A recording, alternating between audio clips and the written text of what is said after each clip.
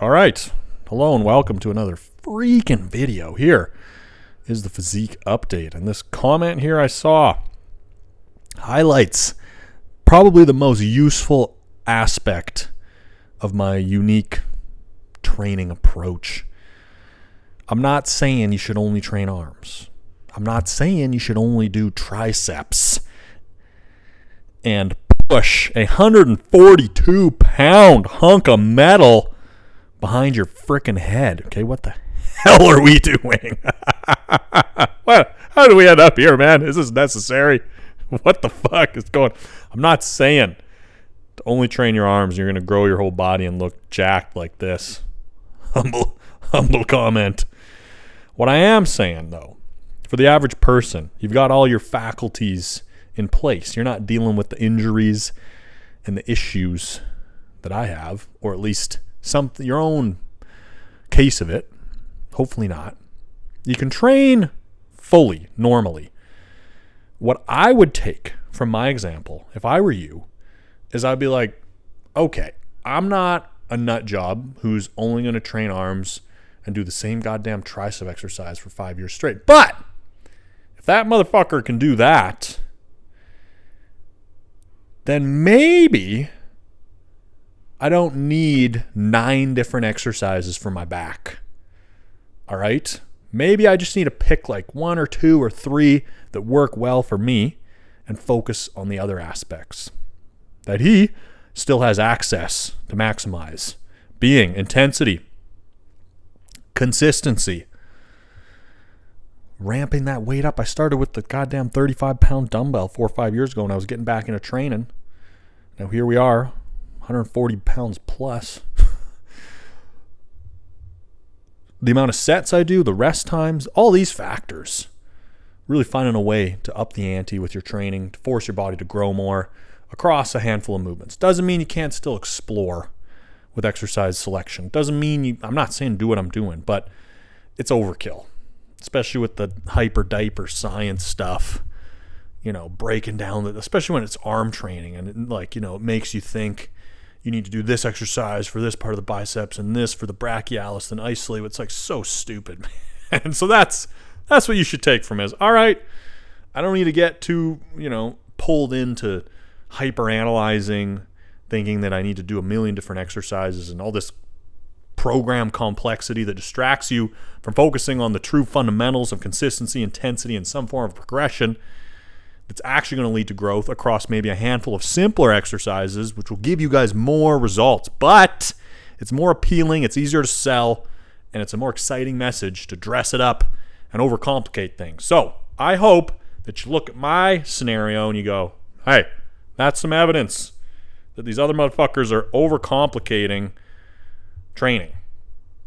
He's limited. He's got injuries. He's a nut. Whatever. I'm not going to copy him, but he's just doing that tricep extension. His chest is growing. His shoulders are growing. His back is growing. His arms are growing. Pushing to the maximum. Finding ways to challenge himself harder. What if I could do 2 different movements for chest, 2 different movements for my back, a shoulder movement, a couple arm movements, tris and bis, a few different movements for your quads and hams and glutes, and I just focus on increasing the weight, pushing myself harder, being more dedicated to my training, tracking and forcing myself to progress, and then experimenting with some new techniques here and there too.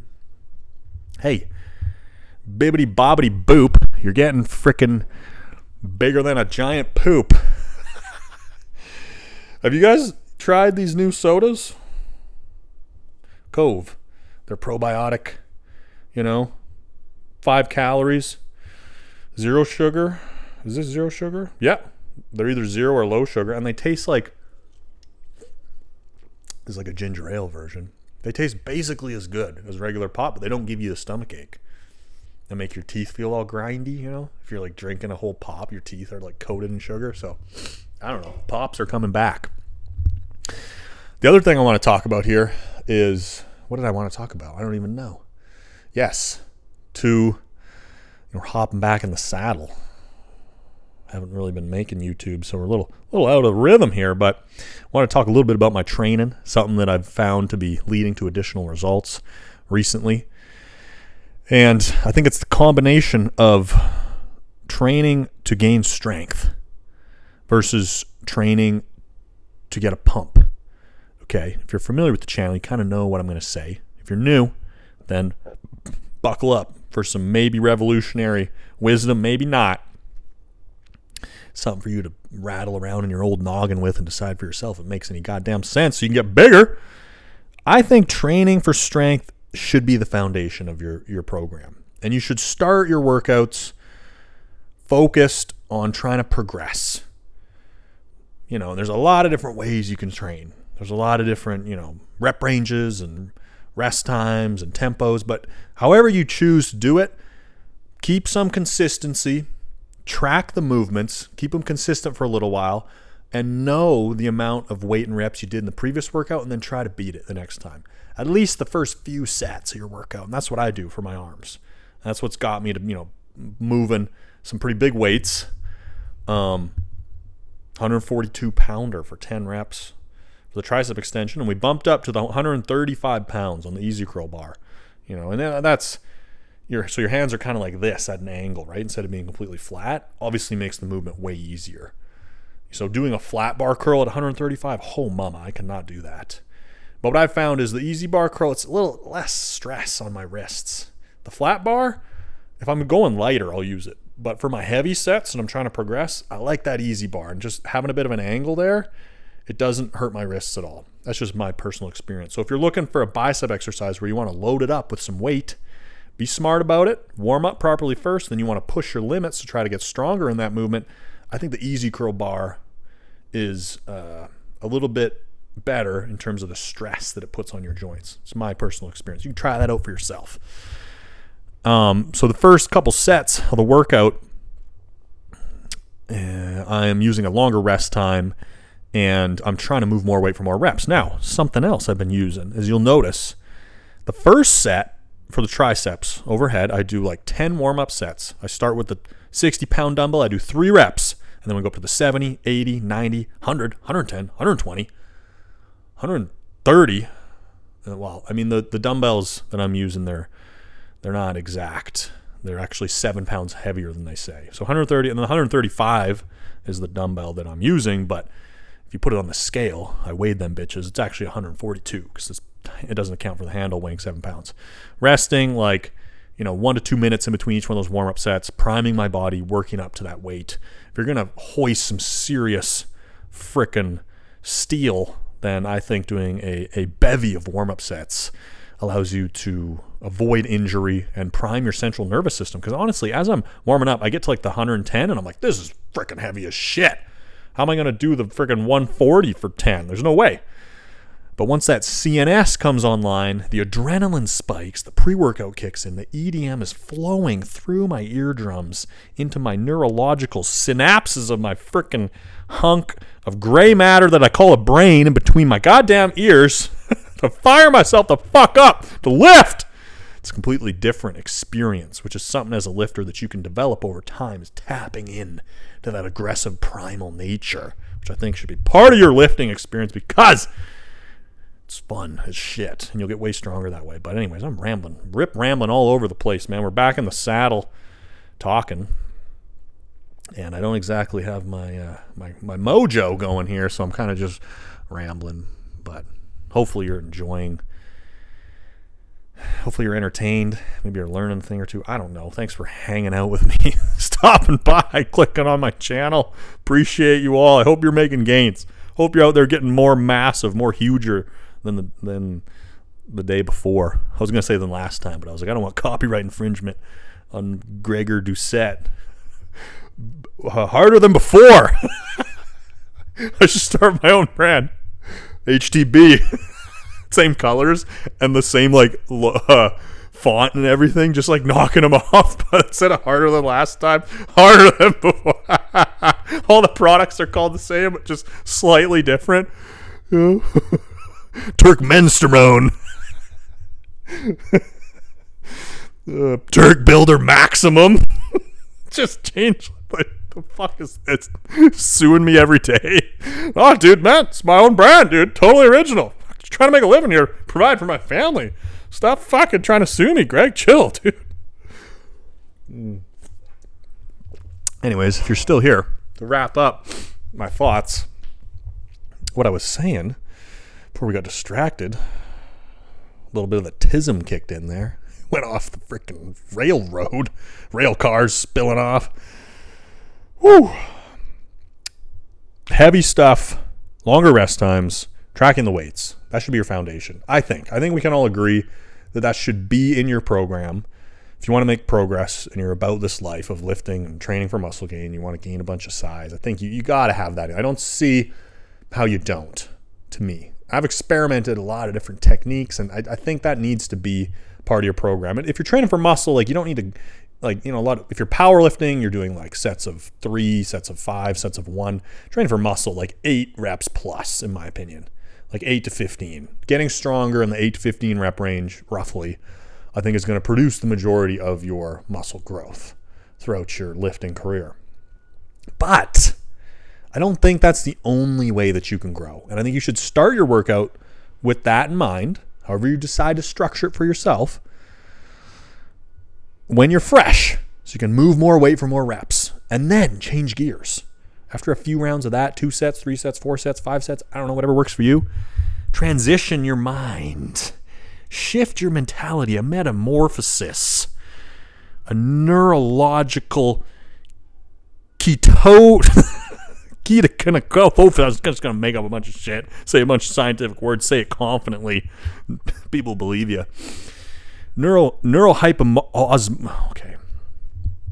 Yeah, so it turns out that neurological hypertension osmotic release fibers actually stimulate 46% more hypertrophic outcomes on the bilateral eccentric mover. There you go. You just gotta not laugh afterwards. And there's a group of people that'll be like, "Oh, yeah, what did you say?" Fuck, you just used a bunch of big words. Doesn't even make any sense. Yeah. Just take it easy on the science. I'm always trolling the lifting scientists, and really they have a place, you know, and they are doing good work, and they are contributing. The issue I have is kind of the like pretentious, I know everything about lifting, yet I'm not very jacked. I'm like, come on. There's got to be a little wiggle room. There's got to be a little bit of self-awareness to be like, seems like the literature's showing this, and here's something to consider, and here's some new advice, but also that dude who's super jacked, like, maybe we should listen to him too. And it's, you know, kind of meet in the middle somewhere. Whereas these dudes are just so focused on knowing everything, and they want to let you know how smart they are and how they've got it all figured out. And the other people that have better results only because they have better genetics or because they have more gear. It's like there's always these excuses. It's like, you want to be that guy, or you want to be the guy that's got better results? Like, you know, what's more important to you? You want to let everyone know that you know the best way to do something? Or do you want to have better results and actually do that thing? Something to consider, you know? So that's the bone that I have to pick. I'm like, you guys, science is great, okay? It's good information, but, you know, take a step back here, man. It's just lifting weights. It's not that complex. You know, maybe you don't know everything, all right? Keep an open mind. You know, some of the meatheads, the bro science dudes with better results, maybe they know more, or maybe they got something that could be useful. And instead of it being about your identity, being the smartest person with your PhD and know everything, I'm so smart, maybe just like chill a little bit. Just be like, yeah, you know, seems like this is what's going on, but also, anyways. But people who are really into academia and educating themselves, that wasn't their motivation to begin with most of the time. A lot of times, at least what I've seen, those individuals have a desire to be intellectually superior to other people and let them know about it. Obviously not speaking for everybody. I'm sure there are lots of people in academia who just fall in love with the subject and just want to keep learning about it. But something to keep your eye out for is that some of the most knowledgeable, educated people, you know, is their intention to further educate you and the masses, or is it to signal how intelligent they are to elevate their standing within the human hierarchy and their ego? Just something to consider, because I think that is a little bit of a contagion that gets around, and a lot of people don't detect it. You don't pick up on it. We are really rambling. Like, what the hell are we talking about here? Anyways, we'll try to get better now that we're back making content, try to get better at having a bit more concise narration here. If you made it this far and you're still here, what I wanted to say is that the strength is your foundation, and then transitioning into some more creative finishing type of work where you're focused more on getting a pump, getting as much blood in the muscle as you possibly can. I think the combination of those two allows you to maximize two pathways or multiple pathways for growth. A lot of time, pops bubbling up, excuse me. A lot of times people will fixate on one of the big. It's just about progressive overload, that's all there is. Mechanical tension is the main driver of growth, and anything outside of that is just some bullshit thing that someone made up. And there's other people who are like constantly coming up with wacky like drop set structures and this and this and that, and they're like, this magical new freaking scheme of like pumping, and it's like, I think it lies somewhere in the middle. I think both things can be useful.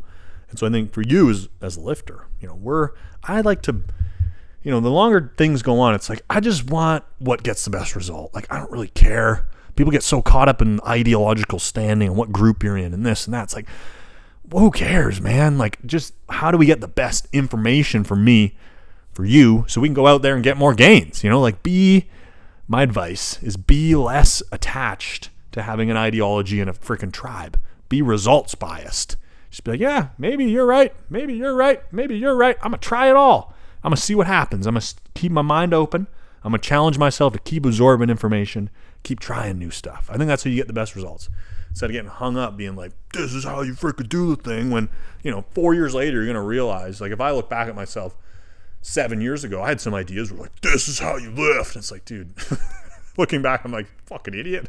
Like, could have been like, this might be how you lift, and this is what I'm currently seeing to work for me best. But that's going to continue to change because I'm learning, and I'm not the freaking expert that knows everything about this. So stay humble, keep absorbing information, keep applying it to yourself, and don't get caught up in needing to know the best way. Instead, let your results speak for themselves. You don't have to take a piece of information and make it part of your identity or your ideology or a certain way of thinking. Just put on that cap for a bit, see if it can produce some results for you. Trade it for another cap. So anyway, specifically, the pump stuff at the end of my sessions, the shorter rest time, we don't really care about the weight and reps anymore. We're going to utilize a structure of training to get the biggest pump possible, and we don't really care about strength. In this specific workout, what I'm doing is I'm trying out pausing at different points in my rep. So I've tried a lot of different tempos where you slow down, the eccentric, or you speed up the eccentric, or you change the speed of the concentric, the speed at which you lift the weight up and lower the weight down. But I hadn't really experimented too much with adding an isometric, either in the stretch position or the shortened position. So for the triceps, what I'm doing with the first set here, we're also combining this with a drop set and a myo rep structure. Holy shit, this is so complex. It's some scientific concoction that will specifically add 19 inches to your arms tomorrow. So do it right now. Here's what you're going to do. Pick a weight. You can get like 10 to 15 reps with something like that. And I'm going to lower that weight down. I'm going to pause. And then I'm going to come up. And I'm going to pause. I'm going to come down, pause, up, pause. So at the bottom for the triceps, we're pausing in that stretched position. At the top, we're pausing in a more shortened contracted position. If you can't get any more reps, put the weight down, drop it. I went from the 90 down to the 60. Rest 10 seconds. So that's drop set. Now with this one, I'm just going to pause at the top. So I'm going to extend, hold for a second, down and back up, down and back up, down and back up. Do that till we can't get any more reps.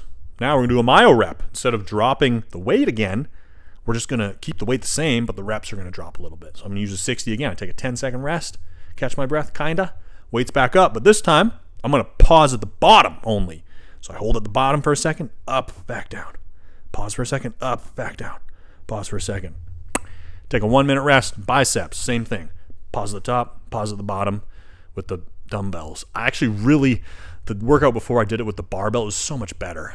I don't know why, something about, it's just hard to lock in with the dumbbells. I'm not a big fan of dumbbell curls. I don't know. Maybe it's something to do with my shoulders, and I just feel like, and then it's so easy to start shrugging and moving the weight all over the places you get fatigued, where a barbell kind of forces you to stay a little more strict. Or at least I find I can keep everything tight and keep more of that tension on the biceps. So anyways, we did it with the dumbbells here. And same thing, first set, pause at the bottom for a second or a half second, pause at the top with the 40s. And then we drop down to the 25s. And then I'm just pausing at the top. So with the biceps, obviously at the top of the movement, the biceps is shortened and contracted. I'm going to hold that for a second, back down, up, and squeeze. And then we do a myo rep freaking set where it's the same as a drop set, but instead of lowering the weight and keeping the reps the same-ish, you keep the weight the same and just let the reps fall more as the fatigue cascades from one set to the next. So the third and final set of this tri-set myo rep drop set concoction, I am then with the biceps, I'm going to hold it at the bottom. And in this case, you don't want to fully lock out your elbows because, if you fully lock out your elbows and you're just hanging onto a dumbbell, there's not really any tension. So I'm keeping a little bend. So the biceps in a more lengthened position. It's not like fully maximally stretched out with the elbow behind my body, freaking pigeoned on the back of a bench, crocking that arm back to get it optimal position. Now I'm going to grow. I'm not doing that. So I'm a fucking idiot because I'm not training optimally. Anyways, then such a hater. So salty sometimes. It just drives me insane. But to each, take my own advice. Doesn't matter. Just take from that what could be useful for me. Don't get caught up being like, oh, the science shit is just overcomplicating it. That's what I think, but it's okay. Keep doing what you're doing. Maybe some of that's useful. I'll try it. If it's not, I'm going to discard it. If it is useful, I'm going to apply it to myself. I'm focused on getting better results. Caught up in all this bullshit. Woo! The curls, what I was saying is pause with a little bend in the elbow so there's still tension on the bicep, but it's in that lengthened position. Then we bring the weight up, we're back down for a pause. Up, back down for a pause.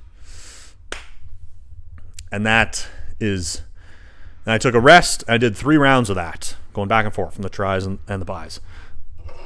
Just rested. So the rests are shorter, some type of drop set or myo rep, structure to get more blood into the muscle.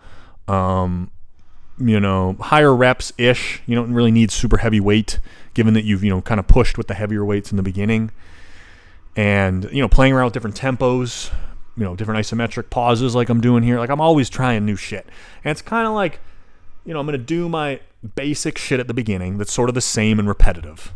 I'm going to keep the exercises the same, at least for a few months, track my progress, try to gain strength, keeping other things consistent, channeling my intensity, my drive to each set. To the changing variable is the weight and the reps are going up over time. Everything else is kind of consistent. And then you move on, at the end of the work, you get creative. Make it fun still and try new shit and just be like, I'm going to try to get a sick pump. I'm going to try this. I'm going to try that. Like, you stumble into new things that work better. And a lot of it's enjoyment too. Like you're only going to do something for so long if you like it. So make your workout fun at the end by trying new shit and finding new ways to get better pumps. And, you don't have to do exactly what I'm doing if you don't like it. You try that workout, I fucking hated that. Then don't do it again.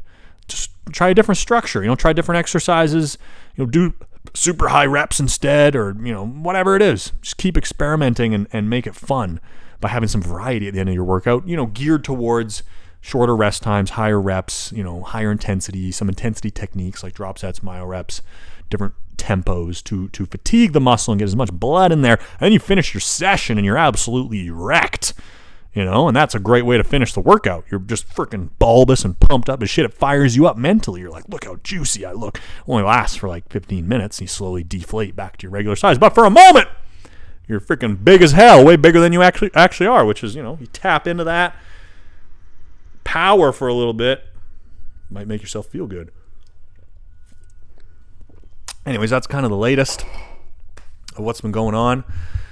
And, we're still training hard. The physique is coming in at 225. Obviously, I was, 100% natural up until January 1st of 2025. I decided to go the enhanced route and utilize some testosterone. And I was probably about 215 at that time, like prior to taking test. And now I'm about 225, but I think I've gained a little bit more fat. I'm a little bit fluffier. I've probably gained a couple extra pounds of fat. I would estimate, just like looking at my stomach compared to before, we're a little fluffier. It's probably the fattest I've been my whole life, maybe. I've always been more of a lean gainer, more of an ectomorph body type. Maybe ecto-mesomorph, but generally like had trouble gaining weight through my 20s and teens and everything. Now I'm 33. So, old balls slowing down. It's easier to get fat. Now it's hard to like get lean. I'm like, shit. I just want to eat, but try not to get too fat. Anyways, I've probably gained at least 5 pounds of muscle. Now I've gained 10 pounds of body weight from 215 to 225 in the past 7 months since going into the enhanced world. And I'm not going to go into the details, but I will say I'm like enhanced light.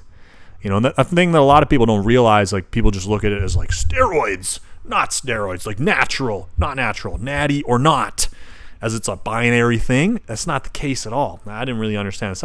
Also, it's like natural or some version of enhanced, but the enhanced, it's a distribution, with, the low end, TRT. You're on 130 milligrams of testosterone a week.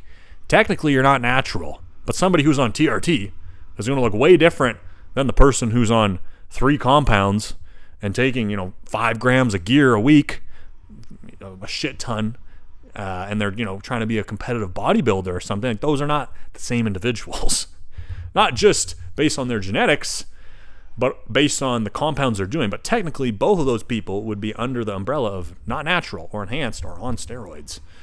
And I haven't really talked that much about this, but I would say over the past 7 months, I've been pretty fascinated with consuming all kinds of content to educate myself. And even the probably 2 years leading up to it, I was slowly absorbing information to try to make an educated decision, which maybe I could talk more about if there is an audience for it. But I'm pretty new to the game, so I'm kind of hesitant to start giving advice. I guess I could just share what I'm doing. If you guys really want to know and you think it would benefit you, then that is possible. I think I have learned a lot of interesting things, a lot of insights, that are sort of misconceptions. Like one of them would be that you're going to gain a bunch of muscle from doing TRT. Okay, what's really happening? You got a bunch of motherfuckers who are doing way more than TRT and just saying, I'm on TRT. So then the general public or people are like, fuck, maybe I could do TRT and I can gain 15 pounds of muscle. A lot of people do a full freaking cycle and don't gain 15 pounds of muscle, okay? And when I first started, I started on a low TRT dose just to get my feet wet, see how my body responded. And I said, I'm doing TRT. I'm not natural anymore. I want to see what happens. 3 months of that, some improvement. Arms grew a little bit, gained a little bit of muscle, but it's nothing that crazy, man. Like if you already have normal testosterone levels and then you're going to do, let's say like high-end TRT, which is like 150 to 200 milligrams a week, which is just, for anybody who's not familiar, that's like the amount of testosterone that you're putting into your body each week. 150 to 200 milligrams, okay? It's just a dosage. That's like probably more than just replacing your natural production for most people, whereas like 100 up to 150 is like, whatever your natural production is or was 10 years ago. If you're now 40 and you want to tap back into your fountain of youth and your total test levels are 300, which is, again, just a measure of like how much testosterone exists in your body naturally. It's going to range from like 250 up to 1100-ish, somewhere in that range, nanograms per deciliter, but don't get caught up in that. Just like any dude, you pull their blood, you test, what testosterone, how much testosterone they have in their blood, given that they're natural. It's going to be somewhere between 200 to 1,000, something like that, okay? Obviously, 200, 300 is on the lower end. And maybe that guy who's 43 and his current level is 313, when he was 33, that was 513. So now his testosterone is much lower. He's going to notice a benefit from taking 120 milligrams of testosterone a week to bump his level back to 513 or maybe 613 or 713. So he's replacing what his natural production did at a younger age. That's kind of generally in, the most pure, health conscious, longevity based approach to TRT. That's like what it's actually for. People who are older and their T levels are declining, or somebody who's hypogonadal and they have an issue with producing testosterone and they are young and their levels just happen to be at 200. Like that's not a good spot to be in. And there's a decent amount of evidence or reasonable argument to be made. I'm not a doctor. That the benefits of taking external testosterone could exceed the potential risks associated, because sitting at a really, really low natural testosterone level has a whole host of negative side effects and symptoms that, if you're unfamiliar, you can Google what symptoms of low testosterone. And so, for some people, it makes a lot of sense. But saying that, that's TRT. That's 100 to 150 milligrams. And everybody responds differently. That's why it's a range. And, TRT, like high-end TRT, is going to be 150 to 200. For most people, that's going to put them at the top of that normal reference range. So they're going to have a testosterone level of 1,000 nanograms per deciliter, or 1,100, or 800, or 1,300, something like that. You're going to be at the top end, maybe a little above, maybe a little below. That's not really replacing your natural production.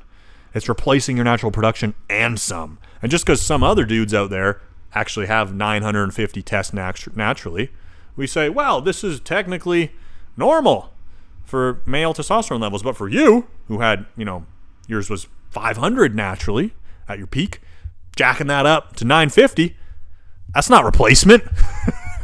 But I will say, let's call that TRT plus. It's not going to make a huge difference in the gym. And it's not worth it to do that. If your levels are like solid already, you're at 400, 500, 600, 700, somewhere in there, and you don't have any symptoms of low T, and you're like, 20 or 30, doing TRT is not worth it, but it's advertised as if it's going to make a big difference. And you got to commit to injecting testosterone into yourself. You got to shut down your natural production, or at least impact it significantly. And there's consequences that come with that. You're adjusting your hormones. Could experience some potential side effects. You could have high aromatization, which means your estrogen will respond to the increase in testosterone. And the side effects with high estrogen aren't great. Your blood pressure could go up. You could get some sensitive puffy nipples, or even some gyno. You could have mood swings. You could get acne. You could have some hair loss. There's all these things that come with it. It's like, well, what's the goal here? I just wanted to, and people are like, I just wanted to hop on and feel a little more. And it's like, it's not going to be worth it, man. And you're not going to stick with it either. You got to inject yourself multiple times a week for years. It takes a little time, patience. You got to, and people just forget injection. It's like, dude, the whole TRT thing is, it doesn't make a lot of sense in most cases. And it's because it's being misrepresented. It's being marketed and advertised as something that, it's not totally accurate. And it's not worth it for most people. If you have a normal, healthy testosterone level and you're just working out to be healthy and enjoy your life, it's like, don't get on testosterone. You're gonna take on all these risks and be putting this thing into your body, and you're not gonna get that much benefit from it. So unless you're really low, or the other aspect is you want to do a bit more. If you're really into the gym, if you're really, really into the gym, you love it, and you've been training for a long time, you're super committed, then doing more than TRT, there's going to be a whole host of things to consider, risks, side effects, but also additional benefits. So you got to go 200 would be the bare minimum to do to get a noticeable change in your physique in terms of your ability to add additional muscle gain. And I think most people aren't really aware of that. And that's not TRT. Like if you're at 250 or 300, that's not TRT. Like nobody's really prescribing that as TRT. I think technically the range does go up to 250 or something, depending on which doctor you talk to. That's just because there's such a wide distribution. You might have some outliers that are super low responders, and they actually do need 250 milligrams a week to get their weekly testosterone level to be 800 or 900 or 700 or 1,000. But that's very few people from what I've seen, or at least as far as I understand. And so, most people, that's going to be way more, and you're going to be into the supraphysiological dose of testosterone, and you're going to start to experience anabolic effects in terms of muscle growth and everything else that's going to happen to your body. There's I would just say that there's no gain without a cost. Everything has a price, and TRT has been marketed as an illusion. And a lot of it is influencers and fitness people lying, saying they're doing TRT when they're doing way more. So the average person thinks TRT does way more than it does. It's not really going to make that much of a difference in terms of your physique and performance in the gym, unless you have really low levels and you just need to get them back to normal so that you can be healthy. But in terms of your ability to gain muscle, change your physique, which is primarily what we're talking about here on this channel, not going to make that big of a difference. So don't fall for that. And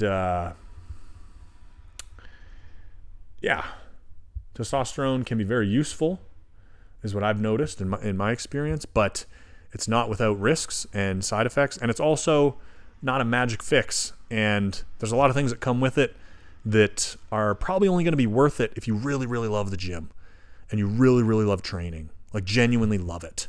If you're doing it primarily for the results, you're not really about the lifestyle, I think you'll regret taking testosterone or some other compound. You know, if you're not familiar with steroids and gear, you know, testosterone is kind of like, you know, the hormone that already exists in your body, and basically you're going to put more of it into your body than exists there naturally. But then there's a whole bunch of other compounds, you know, growth hormone, trenbolone, masterone, primo, you know, the list goes on. Anavar, you know, some of them are injectable, some of them are pills. Like, yeah, I mean, there's so much I could say, but, and I think at some point I will, because I think there's a smart way to do it and a dumb way to do it. And I think I've been doing it as smart as you could do it, because I've taken years of researching, and taking my time to make sure that I understand the risks that I'm taking. And then, you know, always keep the other option open. You know, people get excited about a decision, and it's like, well, I could just not do this too. Let me sit in that for a while to see. I don't just want to make an emotional decision because I'm excited and I really want all of the potential promised upside or positive results. Because the reality is there's going to be some positive things, there's going to be some negative things. And, you know, it's not really worth messing with your hormones and your health if you don't love the gym, because you're not going to get that much benefit out of it. And a lot of people will see some giant dude and be like, that's steroids. It's like, no, that's elite genetics and an obsession or dedication, maybe healthy, maybe not, to the gym for years and years, decades. And there's a whole bunch of people that are also taking stuff, so something else I think a lot of people don't realize, that aren't that committed or don't have good genetics, and you would never know. That's what I've realized in this time too. It's like people will be more honest and they'll tell you, and sometimes you're like, what the, you you know, it's like, what's the point? Like, you're not even committed to the gym. There's no point, but that's just the way people are. People want shortcuts.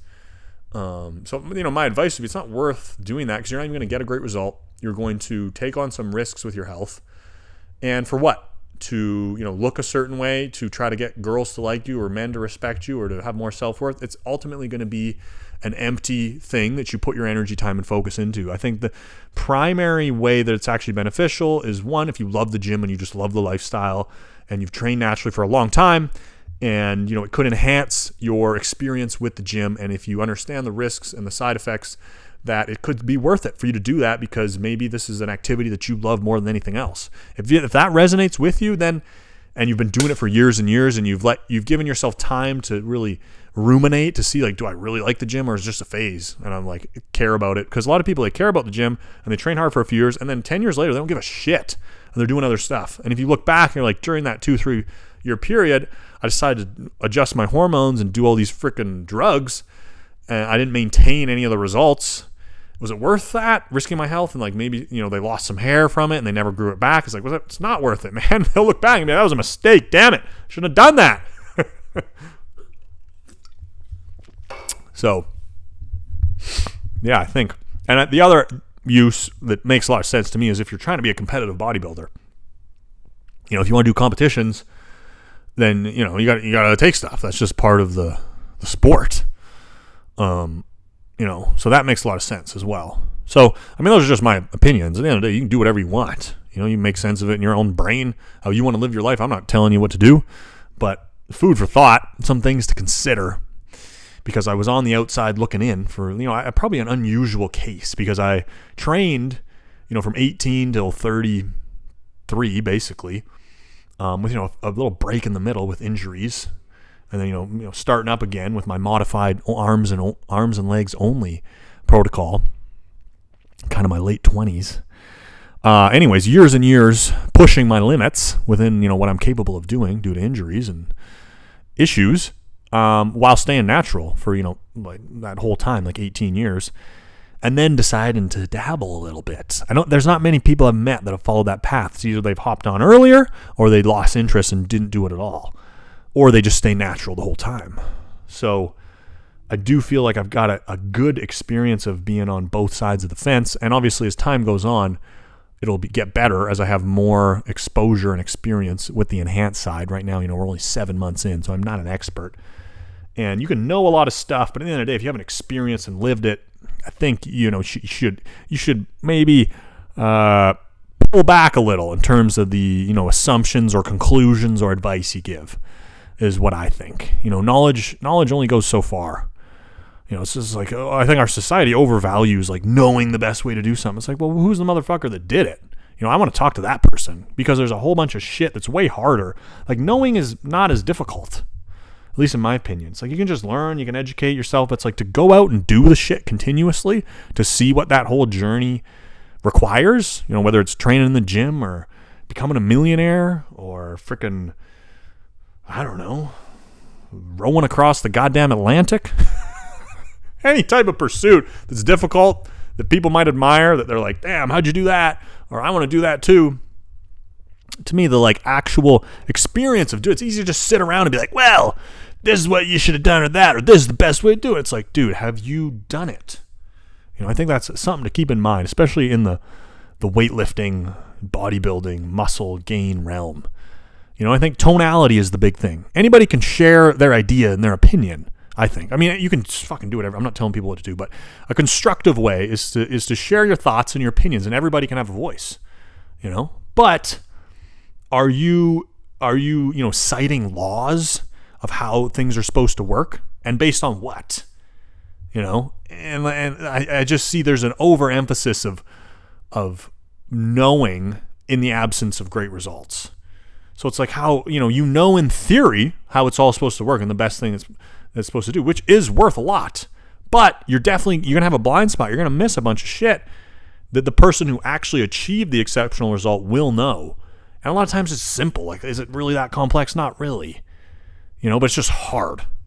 It's just hard to do all the actual activities that lead to the physique that you want, or the strength result that you want. Genetics play a role. So, the cope always for people that know everything is that they just don't have elite genetics. And then the people that do can compensate by having horrible knowledge or horrible training techniques, and they just compensate by having great genetics. Like, to an extent, but there's like a common trend there. So the people that fucking have a loud voice and are telling everyone how to train and how to do everything, and appealing to authority, they always have an excuse for why they don't have those great results. That doesn't mean they still don't have good information, but I don't know. It's so crazy. And I'm like, Dr. Mike is a great example of that. Okay, Jeff Nippert, Dr. Mike, these guys. It's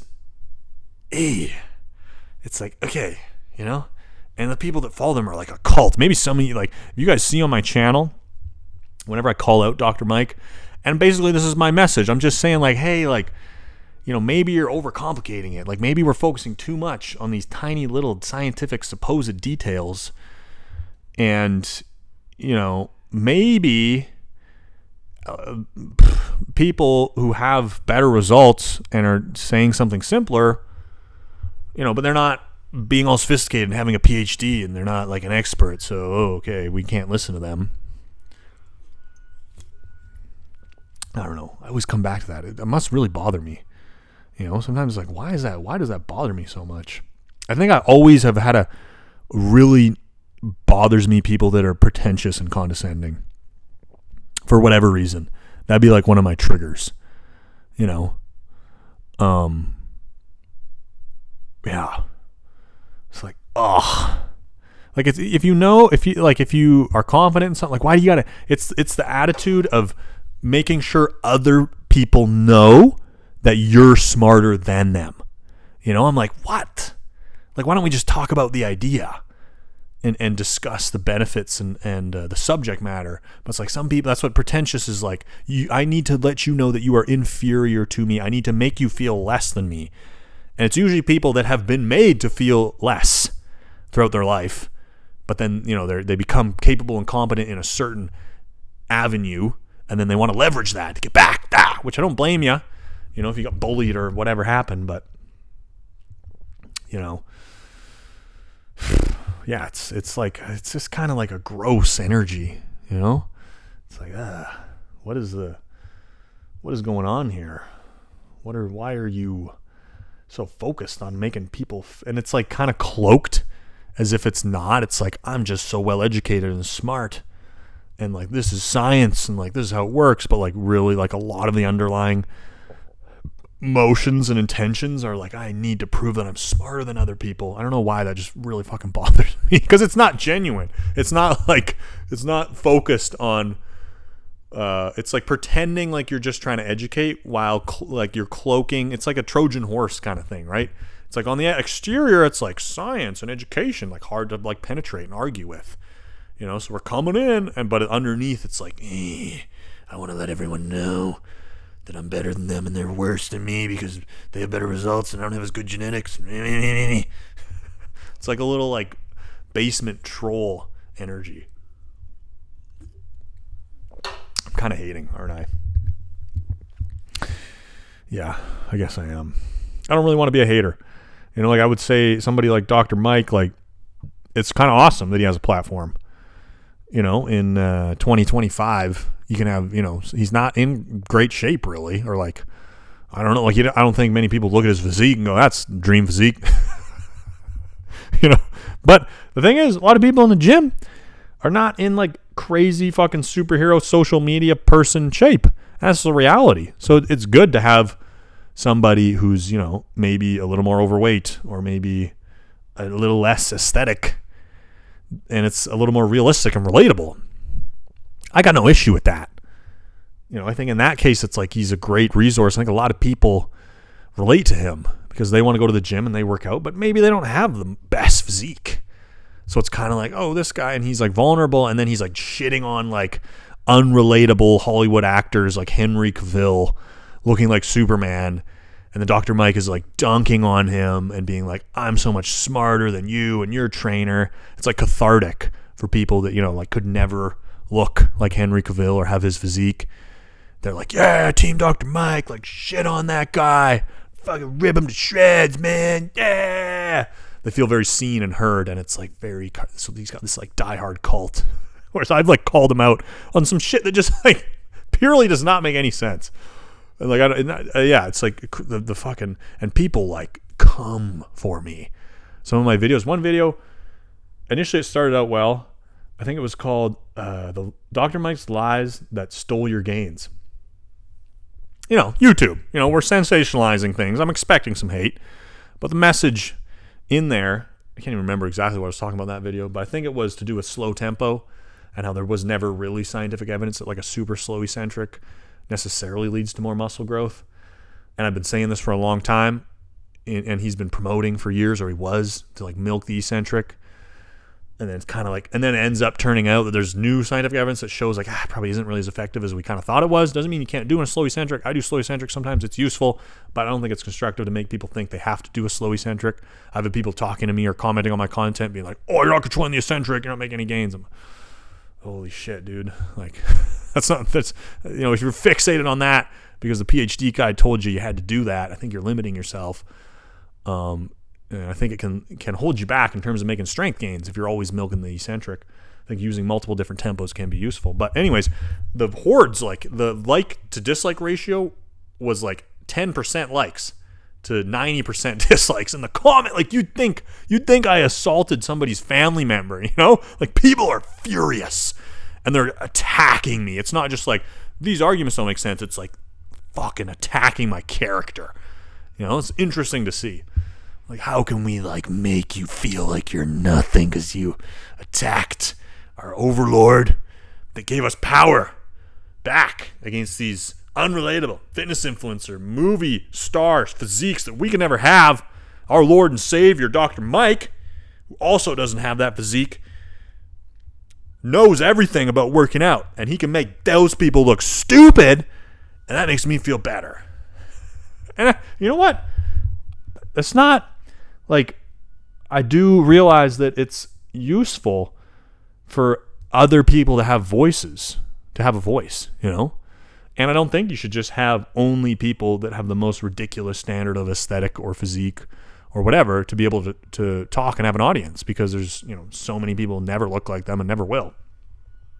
But it's also interesting to see the perpetuation of these like just weak gross perspectives and mindsets that people just want to shit on other people that look better than them or have better results than them. People love that. So it's like, that's what I can't get on board with that. Like, even if somebody's way better than me, somebody has way better results than me in some area of life, I don't want to try to bring them down to make me feel better. That's so lame. Like, even if I just can't improve, I'll just be like, you know what, this is my life. I'm going to find other things to focus on. I'm going to find other stuff to improve on. If I can't get as good as that person at this activity or this aspect of life in terms of making money or the way I look or the, partner that you're with or whatever it may be, that's such a weak, you're just subscribing to be miserable. You're just like, I'm going to agree to just be miserable. And the only way for me to not be, I'm not giving myself any personal autonomy to improve my situation. Instead, I'm saying I can't get better. The only way I can feel better is to make other people worse. It's like, wow. And as time has gone on, I've just realized there's a lot of people. There's a fucking horde of the population that thinks like that.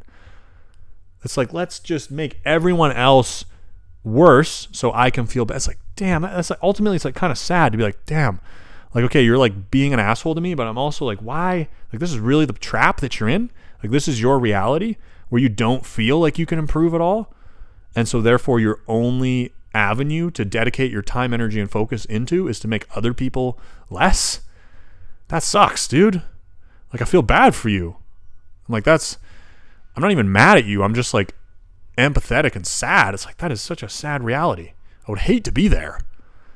For example, it's a great example. You may look at me and go, oh, you got above average genetics, or you got a more handsome face. You're tall. Motherfucker, I can't even exercise properly. My favorite thing to do in the world is to train for muscle gain and get a pump. You know what happened to me? God said, nah, bitch, I'm going to take that shit away. That's how life works. You think somebody's got a great life? You think their life's better than yours? Look under the hood, motherfucker. Everybody's dealing with shit. All right? I'm not saying the hands are all dealt evenly. Some people get pocket aces. Some people get deuce 7. For sure. Okay? It's not fair. Life is not fair. But everybody's dealing with their own pile of shit, okay? I think what's more important is your attitude towards your shit. My case. That's what happens to me. Fucking ankle fucked. Body fucked. Face going numb.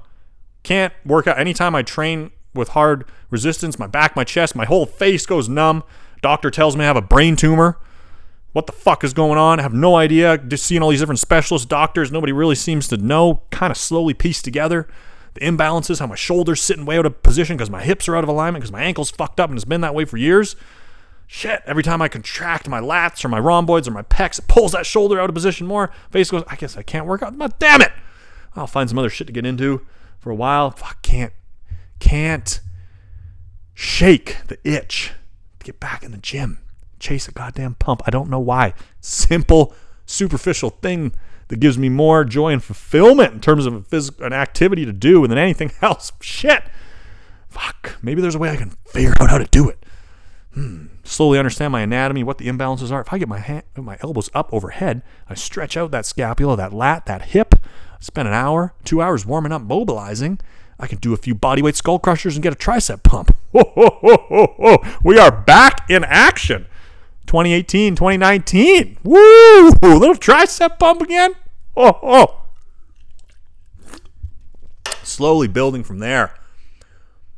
Up to freaking 225 pounds, almost 19-inch arms. Okay, I know. I don't think I'm fucking hot shit. I'm just saying I love training for muscle gain and building my physique.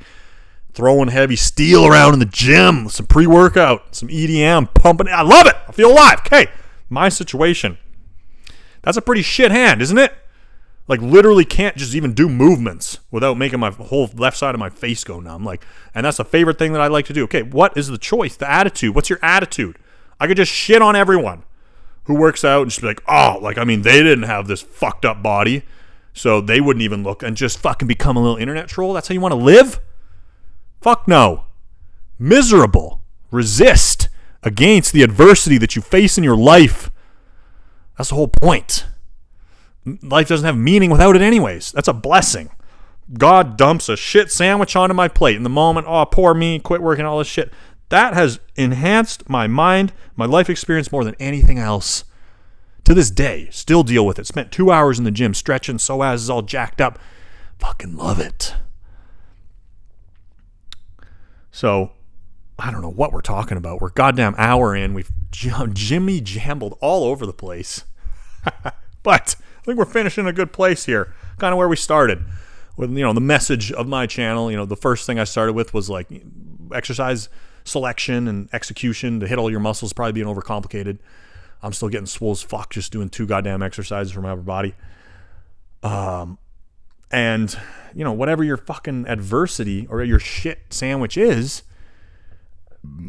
attack it. What if you just channel that energy into getting better? And it's only going to work if it's something you love. If I didn't love training, I would have walked away and done yoga and tennis. I would have just been like, holy shit, my body's jacked up. I got to do some other activities just to keep things fluid. The only reason I kept hammering is because I love it. So, but regardless, if you love something, but your life isn't perfect and it's not coming to you, it's not getting served up to you perfectly. Like I couldn't look. Yeah, it's fucking. You know how insane it is for 5 fucking years to do 1 to 2 hours of stretching and mobility before every workout, and then do this exact same dumbbell behind the head triceps extension. Do you know how fucking insane that is? Who would do that? It's kind of funny, honestly, But that's that. Like, I don't think you realize, like, you may see on the result, oh, cool, he only trains his arms, and people don't really understand. They're like, oh, he's kind of injured, but it doesn't make sense. Explain to me how you can not train your lats, like, when you're that big. It's like, I get it. It's a confusing, unique scenario. Trust me, if I could fucking train my back or my chest, I would. Holy shit, I'm not choosing to do the goddamn. You don't think I'm sick of that exercise? Oh, great. Another day in the gym. Let me sit here and stretch my hip flexor for 3 hours and then put a big dumbbell behind my head and extend it up. I haven't done that before. I still love it. That's what's crazy. So I think I do feel blessed to even be this excited, enthusiastic about something in life where even it getting degraded and deteriorated to that low of a level, I still love it. Obviously it would be even better if I could train my whole body normally and all this stuff, but even just being able to do what I can do, I still love it. So I feel blessed to have something that I've found. 'Cause some people don't find shit like that. But I also think maybe that's an attitude thing, because I never realized how much I loved it until I really got challenged and it got taken from me, and then I decided to fight for it. And it's enhanced my life in every way pretty much since then. So yeah, I don't know. I just think that if you're lucky enough to find something you love, but it's probably not going to be easy, it's not working out perfectly, then you got to fight for it, because it's a blessing just to get up and do an activity that you have some enthusiasm for, even if it's in a super compromised state. And even if you're not getting the results you want, it's not working out perfectly. I mean, to me, there's I don't know what else you do with your life on a day-to-day basis. You got to have something to look forward to. You got to have something to work towards and apply yourself to that you enjoy. And it's going to be difficult the whole time, has been my experience. You're going to feel like you're eating shit pie constantly, but you're also going to have moments of joy and excitement. And you're going to have some purpose, and that's really important. And that's probably as good as life gets. And I think nowadays life is so easy that it's really easy to just have a shit attitude and just fucking blame everything else and just be like a marshmallow that just fucking bounces around. I know that because I've made decisions like that, and I look back and I'm like, holy fuck, that was a weak ass, pussy ass move I made there. Just mentally in your head, just can't handle discomfort, can't handle failure, can't handle challenge. So you just keep fucking moving, fucking changing, and blaming other people. I don't know. And I guess too, the more you challenge yourself, this is something I've noticed. The more you challenge yourself to get stronger, the less you respect weakness. The less you can respect people who show weakness. And a lot of that is because when you get stronger yourself, you challenge yourself to be less weak. So I can relate to that person who's because I see that, I'm like, I used to make that weak decision. I used to be weak like that. But then when you slowly over, I'm not saying I'm better than anybody, but it's just, that's something interesting I've noticed where it's like I can't, and especially if somebody doesn't even want to try to get stronger, if they're content or if they're committed to being weak, I can't really respect you. I can't. You don't have to be, and I'm not perfect either, but if if you can't even try to challenge your own weakness, then yeah, it's just like what? It's just such, you're just submitting to have such a miserable life, in my opinion. You're just like, my circumstances are I'm not even going to try to get better. I don't know. I'm really rambling, but maybe some of you can relate.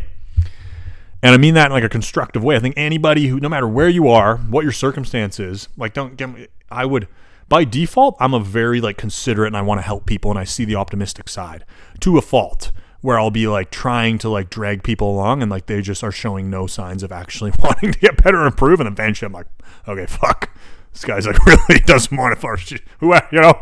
But my default is like I'm immediately just like I get invested and I'm like, ooh, nice, yeah. And what if you did? Because that's how I think about my life.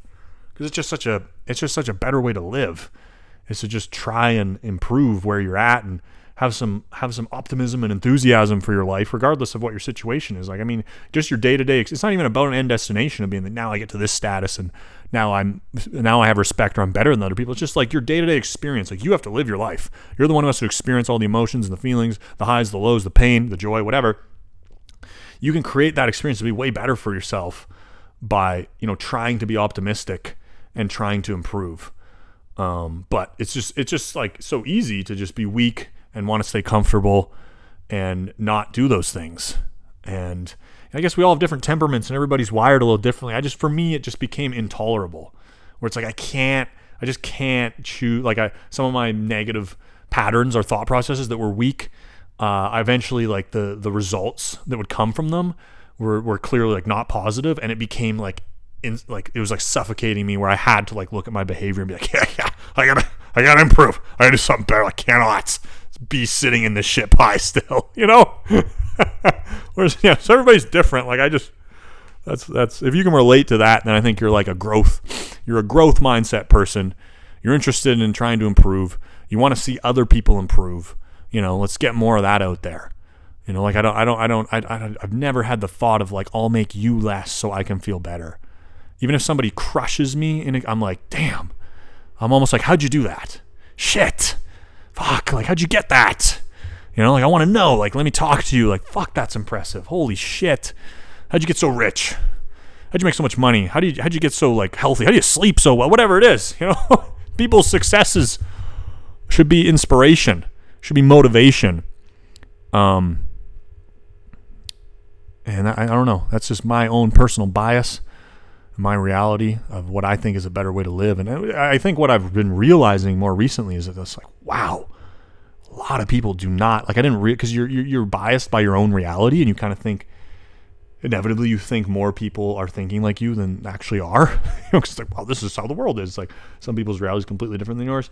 I've just been realizing kind of through a series of events over the past couple months or years that like so many people are super fucking negative and they don't want you to improve. And they don't, as soon as you do, like you think that they're supportive and then you do something that they don't want and then they change up on you and you're like, oh shit, like you don't give a fuck. And just like as soon as you start trying to like really elevate yourself, like it rubs people, even if it doesn't affect them, you see how people start reacting negatively when it doesn't even directly affect them, but just your presence of improving or trying to improve while also encouraging them to improve. Some people don't want that. A lot of people do not want that. So if you feel stuck, like that's the way it is. That's the way it's supposed to be, I think. Like it's harder to try to improve your life, have a growth mindset, and want to get up and challenge yourself to do something that's difficult or that you're interested in or enthusiastic about, but there's barriers and limitations in the way. That's what I've noticed. And not many people want to get up and live like that, but some people do, but they're rare. So if that any of you, if that inspires you or you can resonate with that and you're like, shit, like that's how I feel. It's like all your friends, your family, the people around you, or you're always running into this resistance. You're maybe not fully aware of it yet because you haven't like owned your power, and you're not, somehow you haven't be able to become confident enough to believe in what you know in your gut is true of what you could do or what you should do or who you should be or what you want to try or what path you even want to like try to explore. Because who the fuck knows what you should really do, like in terms of concrete blueprint life plan. But like you probably have some instincts telling you things that you're interested in. You know, most people just stay stuck because all the people around them aren't evolving, and most people just want to come up with reasons as to why their circumstances are the way they are, and then they don't like it when you try to make changes. And I guess I'm in a transitionary period where I've like left behind a lot of people in my life. I just don't talk to them anymore. And I'm not really a fan of like, just go solo and be successful. Like, to me, that's not a good life. Like, you want community, you want friends. Like, you know, you can have a whole bunch of material success or success in whatever pursuit. Even if it's lifting, I'll always get enjoyment from lifting, but I don't want to just be alone, super jacked with big social media following and making a bunch of money or something. Like, you know, you want community, you want friends, but I think I'm in this transitionary period where I've like broken off from a lot of people that, you know, were aligned with the way I used to be. And there's nothing wrong with that, but I've changed and I'm moving in a new direction. Not because I think I'm better, but because on a daily basis, I want to feel motivated to chase something that's important to me. I love the feeling of pushing beyond, okay? And to do that, you have to become somebody continuously that you weren't previously, because you got to keep evolving, keep growing to be able to handle the new circumstances, the new stress. So you got to ask a lot of yourself, and you got to push yourself to evolve mentally, physically, spiritually. This is what I'm experiencing. And to do that, you got to become an unusual, uncommon person. And if that's really what gives you fulfillment and drive and motivation in life, which is it does for me, then you're going to start to notice the contrast between your previous self that aligned with these other people in your life and the new self that you are. And you can't hold on to it. That's something that I've like had resisted accepting, you know, because I'm like a kind of social guy and I like, you know, having community and I kind of naturally get along well with people. So like, you know, I don't have a difficulty making friends. But you know, I just realized now there's just so few people that have like an aligned mindset. It doesn't even mean I'm better than them. It's just like I don't care what you're doing with your life, but I can't have this thought process around me all the time. You know, like I can't, I'm trying to achieve something in myself that I just can't be around that way of thinking. You know, like, oh, it's great to hang, but it's just, and yeah, I don't know. I don't know. It's not that I'm fucking some big deal or anything. Like, I just, in terms of the gym and like training, like I'm trying to achieve the most, like, best possible potential for my physique that I have possibly. And I'm pushing myself to the very limit. And there's still tons I haven't tapped into in terms of additional things that I could do or could be willing to do or could try.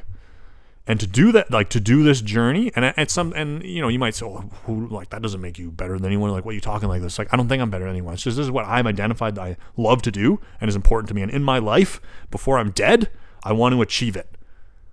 And like that fires me the fuck up to be like, you know, I want to be like, I built the most epic physique that was possible for my genetics and my circumstances.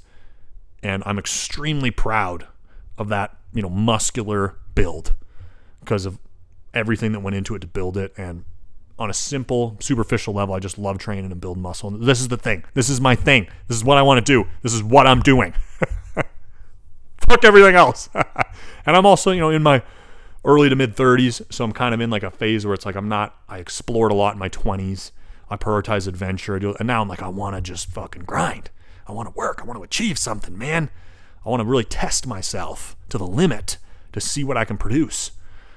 And that's my definition of life. But I mean, it could look whatever which way for you. You know, there's depends what you like and what's important to you. You know, build muscle. Some people don't give a shit about that. I'm not saying that's the definition of success. You know, It's up to you of what you give a fuck about. Some people don't give a shit about fucking train and build muscle. So, but for me, that's what to me, that's the coolest thing. Like people that have just the most epic physiques, like that's cooler than being a billionaire. That's cooler than like, anything that I can think of. I'm like, fuck, that's what I want to get. That's what I want to achieve, or in the pursuit towards that.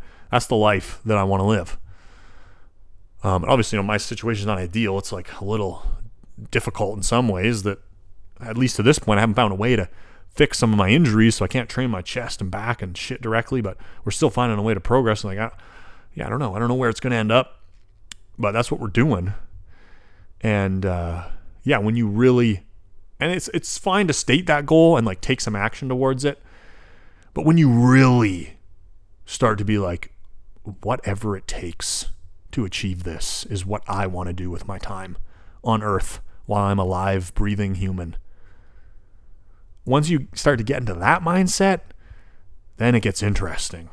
Then you start to, create some friction. Things start to break in terms of your life structures or your friends or your family around, whatever, Then it's like, now you're starting to become a motherfucker. You're not going to be a normal, like I'm not as nice of a guy. Like it's like I've had to care less about making people feel comfortable.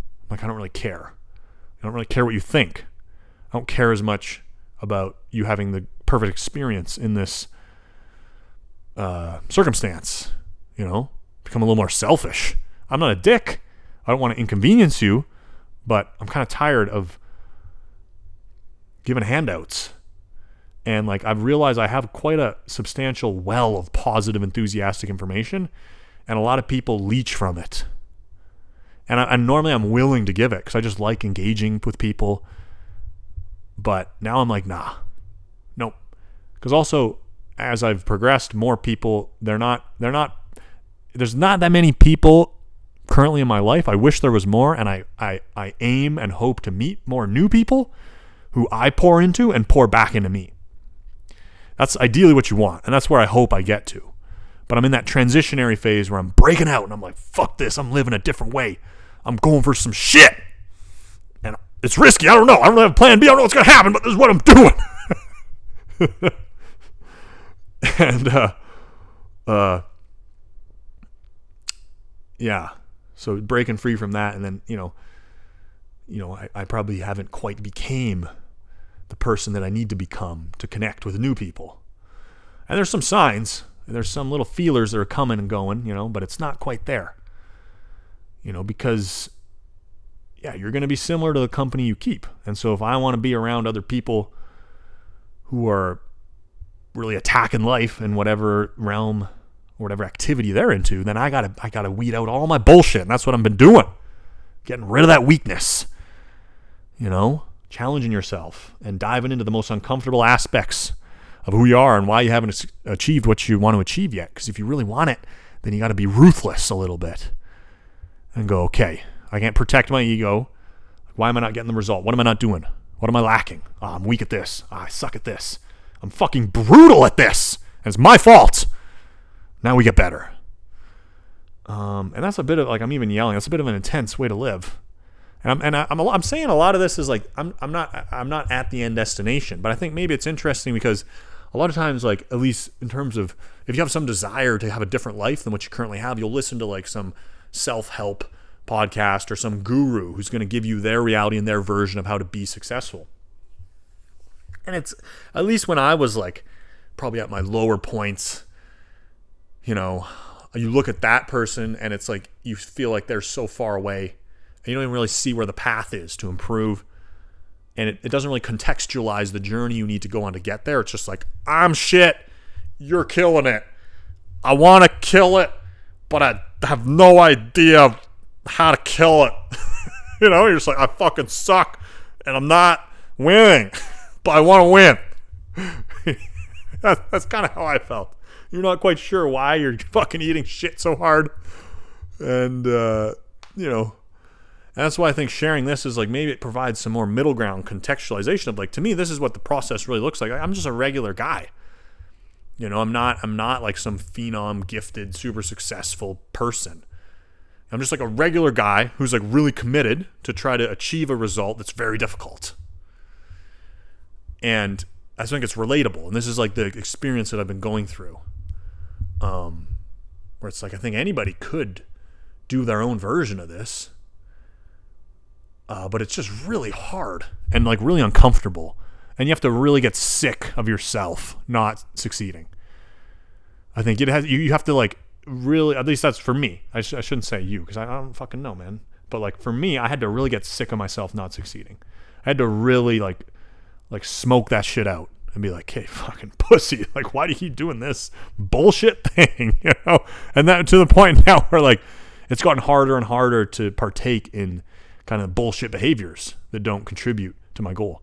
And this is just one way to live. You know, some people just want to live and enjoy the day. I have no problem with that, man. If that's what speaks to you and you just want to go outside and smell the grass and freaking have a little brewski and enjoy the sun on your face and you're content doing it and you feel good doing that, then do that. But for me, it was like I didn't feel good doing that anymore. You know, especially as I got into my like mid-20s. I was like, I don't get enjoyment out of just these. Like I need some purpose, something. And the pursuit through training to build the most epic physique that I can with my potential gives me that like purpose to like a very difficult to achieve result where there's constant challenge and something to drive towards in an activity that I have passion for. And yeah, really rambled. I don't know. We'll see. We'll put this out there. I talked about a lot of random shit. I'm going to, we're going to be uploading more often now. And I think I just hit a wall there. My brain was like, yeah, we're done. So I think we're going to end it there. But, yeah, I don't know. I would like to, maybe these hour-long rambling with training footage over top is not the most engaging videos that you guys want to see. Or maybe they are, but I suspect they're probably not. But I'd like to find some way to like communicate on a more like deep, real level. So like if you made it this far and you watched the whole hour and 18 minutes, like you've got a good idea, a better idea of like who I am than probably any of my previous videos or most of them. Right? And so my goal is to like find a way to communicate more of that. Because I feel like that's more impactful. And it's not an easy thing to do. Like maybe there's a podcast form, or maybe I can make shorter videos, but I can find a way to just be more raw and real. Because I think that's the most powerful, and that's how I want to be. Like I just want to be transparent and really connect with you guys, and ideally build a community, of people that are, you can relate to what I'm saying, and obviously it's not gonna be for everybody, but the people that are drawn to it, you're like, okay, cool, I like this, and like this guy's, trying to improve, and he's sharing his thoughts, and like I feel like we just don't have enough community, and tying it in with what I'm saying, whereas like I'm trying to like break free. I am breaking free, and I'm trying to then meet additional people that have an enthusiasm for what they're doing in their life, and they really want to challenge themselves and push their limits to genuinely get there. A lot of people talk like they want to, and it's almost like a thing just to feel better about your life because like you're not happy with your like regular job, and for whatever reason you are not content, you're insecure. So then you like take on this sort of side hustle or pursuit to make yourself feel like you have an outlet to be something more, but you're not really about it. You're not really willing to sacrifice and risk and really push your limits to do that thing. And it was another side tangent, because I've done that before too. That's a lot of this shit is because when I say like stuff, it's like because I've made all these mistakes, So it's not like, oh, you suck. It's like, I suck. I fucked that up. I fucked that up. And from only just keep coming and being like, nah, and just like a desire to want to try and do something more with your life that gives you more of a sense of fulfillment and achievement and enjoyment instead of just taking what's handed to you. Like I don't get any freaking enjoyment out of that. Or I do, like simple things I still enjoy, but like I need, especially as I've gotten into my 30s, like I need something to go for. So anybody out there who's also like that, and you want to live like that, because again, ultimately there's many different ways to live your life. I don't necessarily think it's better or worse, but I know there's other people that also feel that way. Maybe we can start to create more of a community here, because I know my like only training arms and legs thing is like not super relatable. Like I don't think many people are doing that. And a lot of people that want big arms, but it's like, I want us to build something a little more real, a little more like intense and like impactful, through social media. I don't exactly know what that's going to look like, but I know like rambling for an hour and 20 minutes like does, and currently this form allows me to like connect with you guys like that. Maybe there's only 2 of you that watch this whole thing. I don't freaking know. But anyways, to put a cap on it, that's my goal moving forward. I don't exactly know what the format's going to look like. Leave a comment about, anything, or if you have suggestions.